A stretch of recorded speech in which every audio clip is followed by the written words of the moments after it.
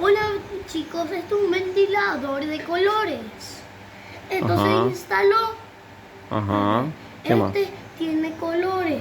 Ujú. A ver, esta A cosa ver, que lo mostrame. picó ¿Qué tiene? Explícame qué tiene. tiene la lata del toro rojo. ¿Y qué más? Tiene un motor. Sí tiene de esto. Ah, la lata de verde es de esa marca. Bueno, y vamos a probar. Mira, que tiene un botón. ¿Qué tiene más? ¿Tiene un motor o no tiene motor? Sí tiene un motor. Bueno, ahora vamos a Vamos a probar. ver si gira. Vamos a esperar que tengo que conectar la pila. Vamos a conectar la pila primero. Algo le pasa, me Sí, parece. no tiene pila. Ahora pruébalo. Ahora, en su marca, listo, ya, pruébalo. ¿Ves? Vamos Ya. a ver si queda el color. Dale. A ver, prende, más. Ahí está, ¿viste?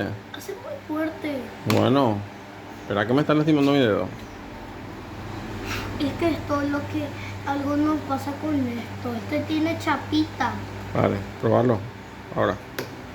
Muy bien. Otra velocidad más Dale, fuerte. dos velocidades Más tiene, fuerte, dale, más fuerte, listo. más fuerte. Muy bien. Entonces, vamos a filmarla acá a ver qué es. Tiene, Mira, un ventilador, y tiene un botón, tiene un motor, una hélice. Tiene muchas cosas, ¿viste? sí, tiene muchas cosas. Bueno, chao, chao amigos. Chao, chao, amigos.